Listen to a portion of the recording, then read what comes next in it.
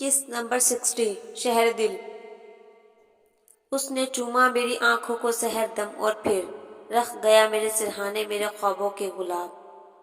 कौन छू के उन्हें गुजरा के खुले जाते हैं, इतने सरशार तूने थे होठों के गुलाब। फिजा दोबारा कमरे में आई तो वो बंद आंखों के साथ गोया किसी तसव्वुर में गुम होकर मुस्कुरा रही थी। वो दांस्ता शरारतन खंकारी, हाय मैम कैसी गुजरी दिलो जान पर। ईमान ने आंखें खोली और मुस्कुरा दी। वो खूबसूरत तो है ही, मगर जब मोहब्बत से देखता है तो और भी दिल को भाता है। इसकी हसीन आंखों में फतह कर लेने का खुमार था। फिजा खुशगवारित में घूरती मुस्कुरा दी। इन्हें पता है कि मोहतरमा शायरा हो गई है इश्क में, सारा इजहार ही शायरी की जबान में किया है। वो सोचकर हंस दी। आपके मेहमान आ गए हैं, नीचे तशरीफ लेकर आएंगी या उन्हें ऊपर लाया जाए। क्या है फिजा डार्लिंग, मेरा मूड खराब मत करो, वो भी आज के दिन।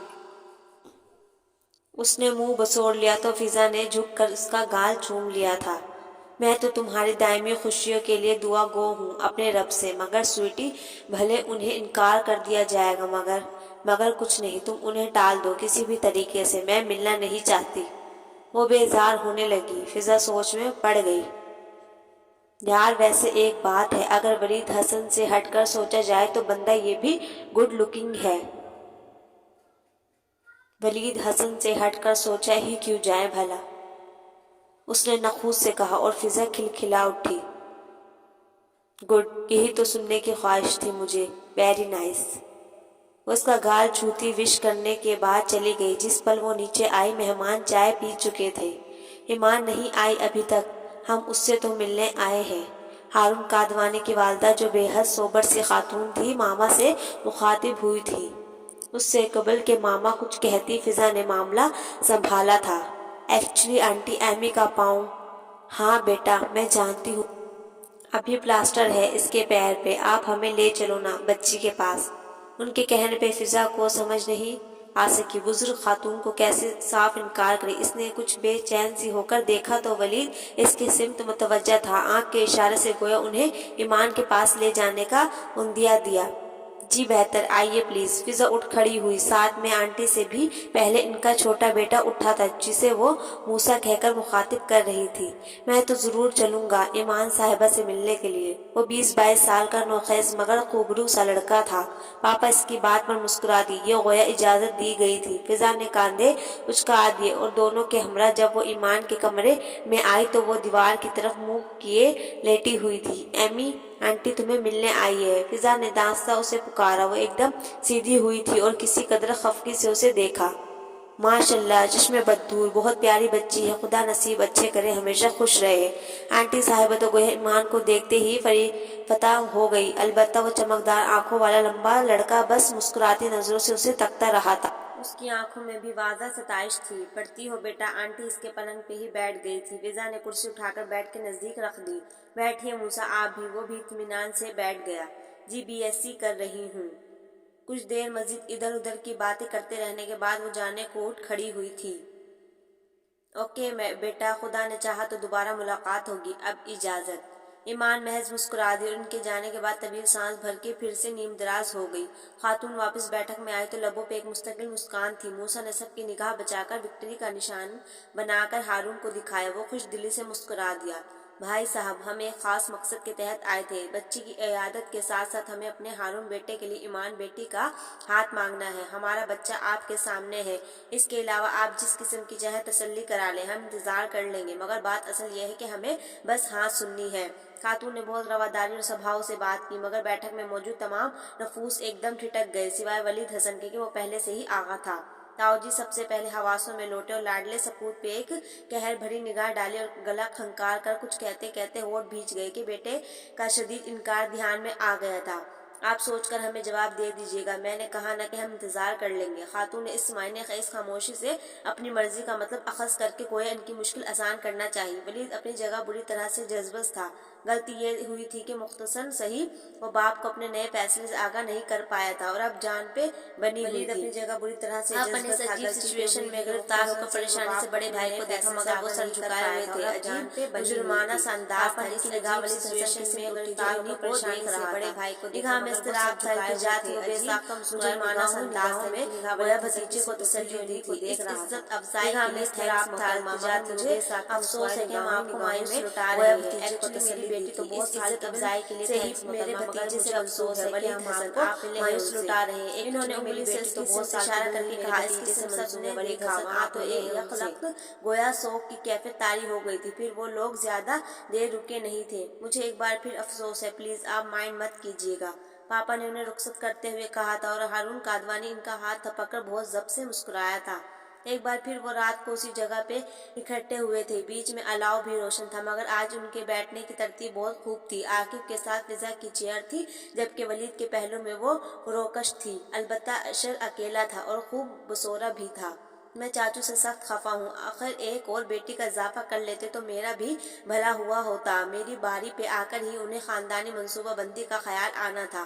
آئے ہائے، نہ کوئی اور چاچو، نہ اس چاچو کی اور بیٹی، ارے ظالم، میں کیا کنوارا ہی رہوں گا۔ اچھا بس بھی کرو یار، کیا رونا پیٹنا ڈالا ہوا ہے، ہماری شادیاں ہو لینے دو، تمہارا بھی انتظام کرتے ہیں۔ ولید نے مسکرا کر ٹکرا لگایا تھا، تو میں کیا تب تک ایسے ہی بے رنگ زندگی گزارتا رہوں جس میں کسی باد صبا کا جھونکا نہ ہو؟ ہم بھی اب تک کوئی رنگوں سے نہیں کھیلتے رہے ہیں، سو پلیز بکواس بند کرو۔ ولید نے جھڑکا تو وہ منہ لٹکا کر بیٹھ گیا۔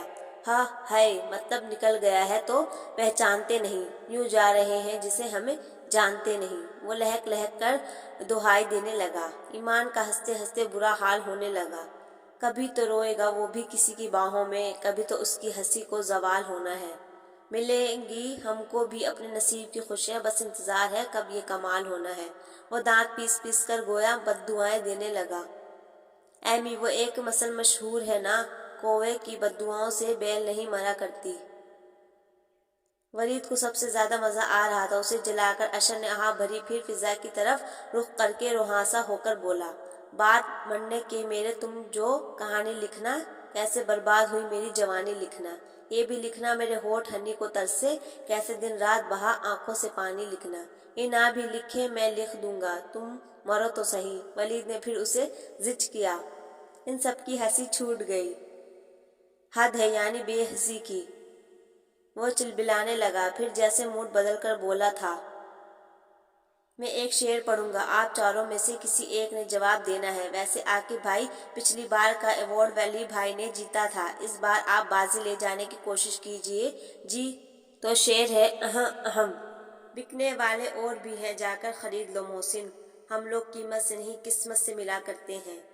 ولید نے عاقب کی سمت دیکھا، وہ خجالت سے مسکرا دیا، یار تم ہی دے دو، مجھے نہیں آتے شعر ویر۔ ولید نے کاندھے اچکا دیے، پھر آہستگی مگر گھمگیر لہجے میں بڑے جذب سے گویا ہوا، اگر چاہو تو ایک نگاہ میں اس کو خرید لو فراز، جس کو ناز ہے بہت کہ بکتا نہیں ہوں میں۔ Well done. فضا اور ایمان نے بے ساختہ اسے داد دی، اشر کا البتہ منہ اتر گیا تھا۔ اب میں کچھ سناتی ہوں۔ کھری کھری سنائے، وہ بھی ولی بھائی کو۔ ایمان کے کہتے ہی اشر نے لقمہ دیا، وہ ہنسنے لگی، پھر بڑے انداز سے بولی، دل اس راہ پہ چلتا ہی نہیں جو مجھے تم سے جدا کرتی ہے۔ گڈ۔ ولید نے اس کے کان میں مدھر سرگوشی کی، جس کو نتیجے میں اس کے گلابی ہونٹوں پہ مسکراہٹ کی کلیاں کھل اٹھی۔ زندگی میری تھی مگر اب تو تیرے کہنے میں رہا کرتی ہے۔ امیزنگ، یہ دن بھی ہم نے دیکھنے تھے، خدایا یہ خواب تو نہیں۔ اس کی شرارت عروج پہ پہنچنے لگی، ایمان کی آنکھوں کی روشنیاں جگمگانے لگی۔ اس نے دیکھا ہی نہیں، ورنہ یہ آنکھ دل کا احوال کہا کرتی ہے۔ اب تو خیر یہ شکوہ بے جا ہے، ہم دل و جان سے فدا ہیں محترمہ۔ وہ پھر سے بھاری آواز میں گویا ہوا۔ ایمان نے گویا اس مداخلت پہ گھورا تو وہ سہمنے کی اداکاری کرنے لگا، دیکھ تو آن کے چہرہ میرا، ایک نظر بھی تیری کہا کرتی ہے۔ ابھی تو کچھ بھی نہیں جناب، شادی کے بعد ہم دکھائیں گے آپ کو آپ کے چہرے کی قوس و قزح۔ اس کی بھوجل سرگوشی میں سراسر شرارت کا عکس تھا۔ ایمان کا چہرہ حیا امیز خفگی سے رنگین ہونے لگا، اس نے جھیپ کر اس کے کاندھے پہ مکہ دے مارا۔ شام پڑتے ہی کسی شخص کی یاد کوچائے جانا میں صدا کرتی ہے، یار شام نہیں دوپہر کہو، شام کو تو میں گھر آ جاتا ہوں نا۔ وہ بسورا، مگر ایمان نے اسے نظر انداز کر دیا۔ مجھ سے بھی اس کا ویسا ہی ہے سلوک، حال جو تیرا انا کرتی ہے۔ چھوڑو ڈارلنگ، پرانے قصے ہیں، وہ آنکھیں بند کر کے گنگنایا۔ سبھی اس کی حاضر جوابی اور پرجستگی پہ مسکرا رہے تھے۔ دکھ ہوا کرتا ہے کچھ اور بیان، بات کچھ اور ہوا کرتی ہے۔ کریکٹ، یہ بالکل درست کہا آپ نے، واقعی ہم نے ہمیشہ اپنا دکھ لپیٹ سمیٹ کر رکھا۔ وہ داد دینے والے انداز میں جھوم کر بولا تو ایمان نے کسی قدر خفگی سے اسے گھورا تھا۔ ہم کا صیغہ استعمال مت کریں آپ، میں نے ایسی حماقت نہیں کی۔ اوفو یار، یہ لڑکی ساری زندگی مجھے اسی بات پہ رگیدے گی۔ اس نے منہ لٹکا کر گویا عاقب سے شکایت کی۔ ہاں تو رگیدنا بھی چاہیے، حماقت ہی کر رہے تھے تم۔ عاقب نے بھی ایمان کی سائیڈ لی تو ایمان اسے انگوٹھا دکھاتے ہوئے ہنسنے لگی۔ وہ خجل سا ہو کر سر پر ہاتھ پھیر کر رہ گیا۔ حاضرین، ہم پہ پھر آمد ہو رہی ہے، بہتر ہے فٹافٹ بہراور ہو جائے۔ اشر نے ایک دم شور مچا دیا۔ سب نے تالیاں بجا کر آمد کو خوش آمدید کہا تھا۔ وہ بانچھیں چھیڑ کر آداب آداب کرنے لگا۔ تھی گر آنے میں مصلحت، ہائے یار آنا کوئی ضروری تھا۔ دیکھیے ہو گئی غلط فہمی، مسکرانا کوئی ضروری تھا۔ لیجیے بات ہی نہ یاد رہی، گنگنانا کوئی ضروری تھا۔ گنگنا کر میری جواں غزلیں جھوم جانا کوئی ضروری تھا۔ مجھ کو پا کر کسی خیال میں گم چھپ کے آنا کوئی ضروری تھا۔ اف، وہ زلفیں، وہ ناگنی، وہ ہنسی، یوں ڈرانا کوئی ضروری تھا۔ اور ایسے اہم مذاق کے بعد روٹھ جانا کوئی ضروری تھا۔ کیسی لگی؟ وہ دانت نکوس کر پوچھ رہا تھا۔ زبردست، سب سے زیادہ داد ایمان نے دی تھی، پھر اتنی ہی سنجیدگی سے بولی تھی۔ ویسے اشر، بالفرض تمہاری بھی کوئی گرل فرینڈ ہو تو کیا تم اسے بھی ایسی ہی چگت، میرا مطلب ہے مزاحیہ شاعری میں تعریفیں کرو گے؟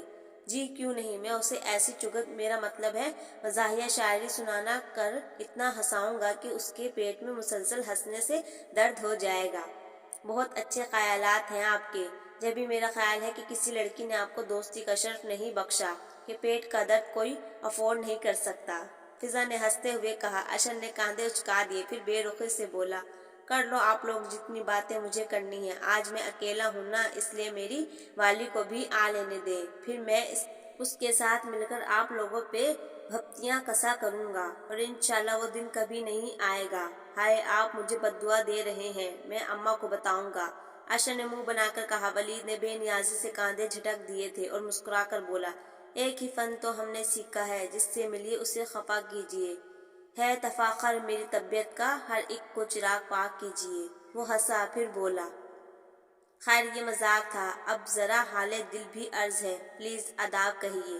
وہ شوق ہوا، وہ سب جھک کر فرشی سلام کرنے لگے۔ یہ تھوڑا سا جیون، ادھورا سا موسم، یہ رنگوں کی چاہت، گلابوں کی حسرت، یہ روشن سویرے، یہ مدھم اندھیرے، کسی روز تنہا ملو تو بتائیں خیالوں کی راہیں، چمکتی نگاہیں، وفائیں نبھانا، ادائیں دکھانا، یہ ایک سلسلہ ہے مگر فیصلہ ہے، اگر جان جاؤ تو احساس رکھنا، اسے راز رکھنا، کرو ایک وعدہ بنا لو گے اپنا، ملاقات کو تم نیا نام دو گے، کسی روز تنہا ملو تو بتائیں ہماری محبت ہماری ادائیں۔ Very well done. فضا اور عاقب نے دل کھول کر داد دی، جبکہ ایمان روشن مسکراتی نگاہوں سمیت اسے دیکھ رہی تھی۔ تبھی تاؤجی شاید واش روم میں آئے تھے، انہیں وہاں دیکھ کر خفا ہونے لگی۔ چلو جا کے سو اپنے اپنے کمروں میں، اتنی رات گئے درختوں تلے بیٹھے ہو بے وقوفو۔ اور وہ سب اپنی اپنی مسکراہٹ دباتے رفو چکر ہو گئے، مگر آسمان کے سیاہ تھال پہ چمکتے ستارے محبت کے ان سنہری لمحات کا کچھ عکس محفوظ کر چکے تھے۔